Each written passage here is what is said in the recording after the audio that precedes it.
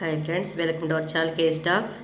ఈరోజు నేను మధ్యమిక ఎగ్జామ్ దక్షిణ భారత హిందీ ప్రచార సభ ఏక్ బూంద్ అనే పాఠాన్ని చెప్పాలనుకుంటున్నాను.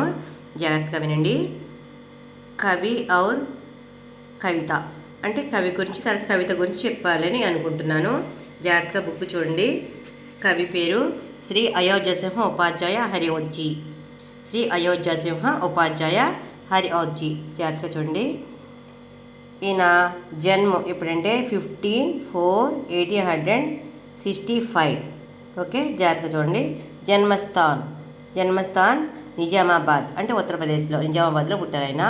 చూడండి. నిధన్ అంటే ఆయన చనిపోవడం ఎప్పుడంటే 16/3/1947 అంటే సరిగ్గా మనకి స్వాతంత్రం వచ్చిన రోజుల్లో చనిపోయారు ఆయన. అంతకుముందు కొంతమందికి ఆగస్టులో వచ్చింది కదా, ఈయన ఎప్పుడు మార్చిలో చనిపోయారు. చూడండి జాగ్రత్తగా.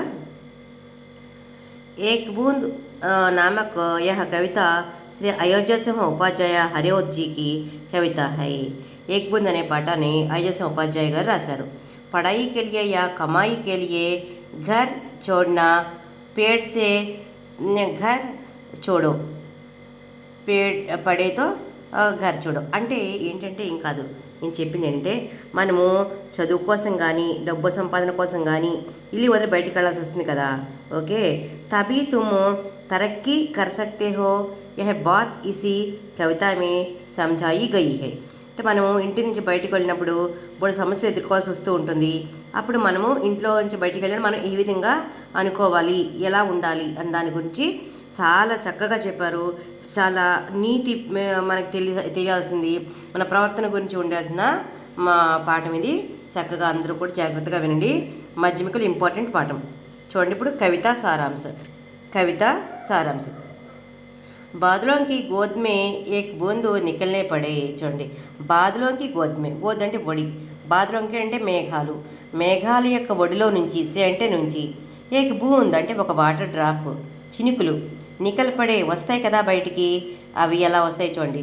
వహ థోడీ దూర్ ఆగే బడి అంటే అవి వచ్చేటప్పుడు ఆకాశం నుంచి మేఘాల్లోంచి వాటర్ డ్రాప్స్ కింద నేల మీద పడుతూ ఉంటాయి కదా. పడినప్పుడు వాటి మనసులో ఏమనుకుంటాయి అని చూడండి జాగ్రత్తగా. వహ అప్నే మన్ మే సోచనే లగి కి ఇస్ తరహ పర్ చోట్కర్ నికల్నా గలత్ హై. అమ్మ, నేను ఇంట్లోంచి బయటికి వెళ్తున్నాను కదా, ఎలాంటి ప్లేస్లోకి వెళ్తాను అని అవి మనసులో అనుకుంటూ ఉంటాయట. అంటే మన మనసు గురించి ఆయన వాటర్ డ్రాప్స్ని ఆధారంగా చేసుకుని చెప్పారు అయోధ్య ఉపాధ్యాయ హరిఓద్జీ గారు. చూడండి, బూంద్ సోచనే లగి, వాటర్ డ్రాప్ అనుకుంటుందట. హే భగవాన్, ఓ భగవంతుడా, మేరీ భాగ్యమే క్యా లిఖా హై, నా నుదుట ఏమి రాసావు తండ్రి. మై బచ్ జావుంగి యా మిట్టీ మే మిల్కర్ సుక్ జావుంగి అంటుంది. నేను బచ్ జావుంగి, నేను సేఫ్గా ఉంటానా, మిట్టీ మే మిల్కర్ మట్టిలో కలిసిపోయి సుఖంగా ఉంటానా, మై అంగారే పర్ గిర్కర్ జల్ జావుంగి, అంగార అంటే ఏంటి, నిప్పులు అనమాట, నిప్పుల్లో పడి జల్ జావుంగి కాలిపోతానా. ఈ జల్ అంటే అక్కడ అర్థం రెండు రకాలుగా ఉంటుంది. జల్ అంటే వాటర్ అనే అర్థం ఉంది, కాలిపోవడం అనే అర్థం ఉంది, కానీ ఇక్కడ కాలిపోవడం నేర్చుకోవాలి. జల్ జావుంగి అంటే కాలిపోతానా. ఏ కమల్ కే ఫూల్ మే చూ పహుంచి పడుంగి. చూడండి, కమలం యొక్క రెక్కల్లో, కమలవ రేకుల్లో పడి సుఖంగా ఉంటానా, సుఖపావుంగి అంటాం అనమాట. చూ పడుంగి అంటే సుఖపావుంగి అని కూడా అర్థం. ఇసి సమయ హవా తేజీ బహనే లగి, వర్షం వచ్చినప్పుడు ఒక్కోసారి గాలి కూడా వీస్తుంది, మీకు తెలుసు. ఆ గాలి వీచినప్పుడు ఇస్లియే వహ బూంద్ ఉడతీ హుయి సాగర్కి ఓర్ ఆయి. ఒక్కొక్కసారి ఏమవుతుందో తెలుసా, ఆ వాటర్ డ్రాప్స్ గాలికి విసిరినట్టు వెళ్ళిపోతుంటాయి కదా దూరంగాను. అప్పుడు సాగరమే ఏక్ సీప్ థీ. సాగర్ అంటే ఏంటి, సముద్రం. సముద్రంలో సీప్ అంటే ముత్యపు చిప్పలు ఉంటాయి కదా, ముత్యపు చిప్పలు ఉంటాయి. ఆవురు సీప్కా ముహ్ కులాతా. ఆ సమయంలో సీపు అంటే ముత్యపు చిప్ప తెరుచుకొని ఉన్నట్లయితే అప్పుడు బూంద్ ఉసి సీప్ మే ముహమే గిరి ఔర్ మోతీ బని. అలాంటి సమయంలో ఆ ముత్యపు చిప్పలో ముత్యంగా పడిందనకి, వర్షపు చినుకు పడితే ఏమవుతుందట, ముత్యం అవుతుందట. అది మీరు వినే ఉంటారు ఈ మాటని. చూడండి, అలా ముత్యమవుతుందా అని అనుకుంటుంది అనమాట. చూడండి, చినుకు అనుకుంటుంది అన్ని మాటలు కూడా. నెక్స్ట్ చూడండి. जब लोगों को కిసీ కరణ్ సే ఘర్ చోడ్నా పడతా హై. చూడండి, అలాగే వాటర్ డ్రాప్స్ అంటే వాన చినుకులు మేఘాల్లోంచి ఎలాగైతే వచ్చి తన మనసులో ఇన్ని భావాలు అనుకుంటున్నాయో, అలాగే మనం కూడా ఇంటి నుంచి బయలుదేరుతాము. కొన్ని సమయాల్లో కొన్ని ప్లేస్కి వెళ్ళాల్సి వస్తూ ఉంటుంది. అలాగే పిల్లలు స్కూల్కి వెళ్తూ ఉంటారు, అలాగే ఉద్యోగాల కోసమని, చదువుల కోసమని మన ఇంటి నుంచి బయటకు వస్తూ ఉంటాం కదా. ఆ సమయంలో ఎలాగట, तब वे हिचकते हैं मगर घर छोड़ने के कारण वे तरक्की पाते हैं. ఇంటి నుంచి బయటపడిన తర్వాత మనము కొన్ని కష్టాలు ఎదుర్కోవాల్సి వస్తూ ఉంటుంది, అలాగే కొన్ని సుఖాలు ఉంటాయి. కాబట్టి జైసే బూంద్ మోతీ బంతి హై వైసే హీ వే మహాన్ బంతి హై.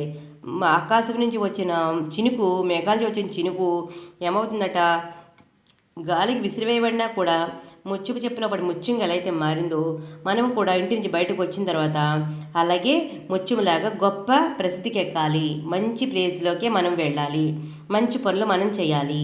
మనం ఏమనుకోవాలట, డైలీ మనం లేచిన దేవుని ప్రార్థన చేసుకుంటాం కదా, దండం పెట్టుకుంటాం కదా. అటు మనం ఏమనుకోవాలి, నేను వెళ్ళిన దారి మంచిదవ్వాలి, నేను మాట్లాడిన మాటలు మంచి అవ్వాలని మనం కూడా దేవునికి దండం పెట్టుకుని చక్కగా బయటికి రావాలి, మంచిగానే ఉండాలి, చెడు ప్రాంతాలకి వెళ్ళకూడదు.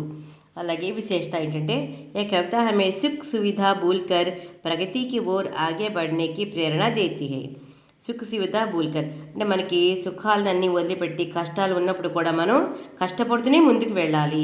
ఎవరైనా సరే కష్టపడే సాధించారు. గొప్ప మహానుభావులు అందరూ కూడా చాలా కష్టపడే గొప్ప పేరు తెచ్చుకున్నారు, దేశానికి సేవ చేశారు. మనం కూడా ఎలా ఉండాలి, కష్టపడి మంచి పేరు తెచ్చుకోవాలి, మంచిగా ముందుకు వెళ్ళాలి. ఇప్పుడు ఈ పాటలో మనం కొన్ని మీనింగ్స్ కూడా చెప్పుకుందాము, జాగ్రత్తగా చూడండి. ఏక్పంత్ పాఠానికి మీనింగ్స్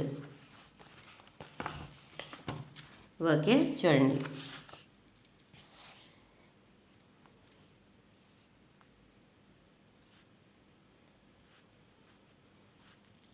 ఖడి అంటే నికలి, చూడండి, ఖడి నికలి.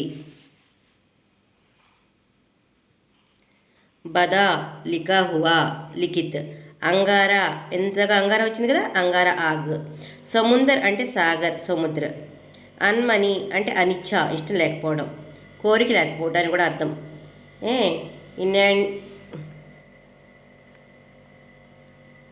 చూడండి, జిజికన అంటే సంకోచకరణ, సంకోచించుట. అలాగే చూడండి, ఇప్పుడు పద్యం కూడా ఉంది కదా ఇక్కడ.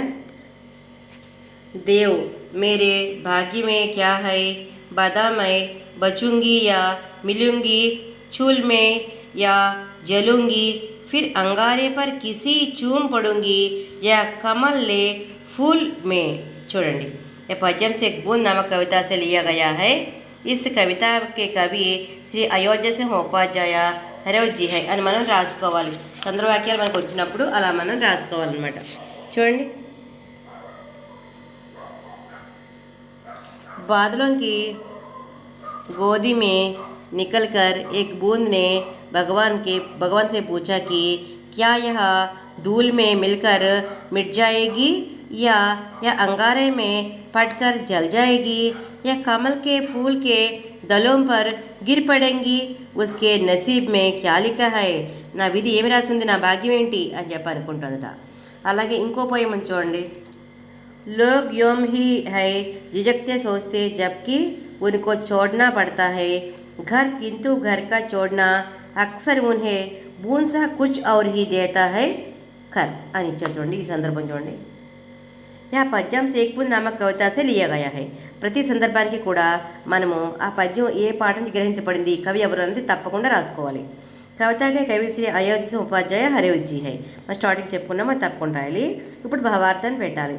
इन पंक्तियों में कवि यह कहते हैं कि लोग अपना घर छोड़कर बाहर निकलने समय डरते हैं.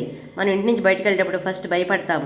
लेकिन उनको डरने की आवश्यकता नहीं है, భయపడాల్సిన అవసరం లేదు. उनको यह विश्वास होना चाहिए, ఫస్ట్ మన మీద మనకి నమ్మకం ఉండాలి. कि वे इसमें बूंद की तरह, ఆ బూంద్ అంటే వాటర్ డ్రాప్, ఆకాశం నుంచి వచ్చిన చినుకులాగా తరహా అచ్చి స్థితి పాతే, మనం కూడా మంచి పొజిషన్కి వెళ్తాము. కాబట్టి మనం ఇంటి దగ్గర నుంచి కాన్ఫిడెంట్గా రావాలి, బయటికి వచ్చినప్పుడు చక్కగా మంచి పనులే చేయాలి, మంచిగా ఉండాలని అర్థం. క్వశ్చన్ చూడండి అమ్మా. ఇంకోటి, బూంద్ బాదలోంకి గోద్ సే నికల్ కర్ క్యా సోచ్తీ హై. బూందు ఆకాంక్షి కిందకి వచ్చి పడినప్పుడు మనసులో ఏమనుకుంటోందట, बादलों की गोद में से निकल कर बूंद यह सोचती है कि क्या यह जाने वाली है और यह अपने आपको బచ్ పాయేగి క్యా మిట్ జాయేగి అని అనుకుంటుంది. బయటకు వచ్చి నేను మంచిగా ఉంటానా లేకపోతే కష్టపడతానా, ఏంటి నా రాత అని చెప్పి అనుకుంటుంది వాటర్ డ్రాప్. కవి బూంద్కే భాగ్యగా వర్ణన కైసే గాతే.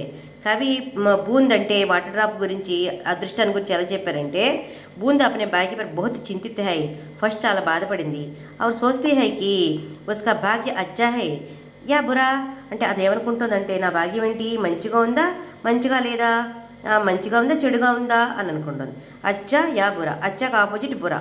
వహ అచ్చి జగహ పहुंच पाएगी या बुरी जगह जाकर फंस जाएगी. నేను మంచి ప్లేస్లోకి వెళ్ళి బాగుంటానా లేకపోతే చెడ్డ ప్లేస్లోకి వచ్చి చిక్కులు ఇరుక్కుంటానా అని అనుకుంటుంది అనమాట. మనసులో బూంద్ ఈ విధంగా అనుకుంటుంది. బూంద్ కైసీ మోతి బన్ జాతి హై. బూందు అంటే ఆ వాటర్ డ్రాపు ఎలాగ ముత్యంగా మారింది. మోతి అంటే ముత్యం. బూందు అప్న రాస్తా కోస్తే కోస్తే గయి. బూందు తన దారి వెతుకుంటూ వెళ్తోంది.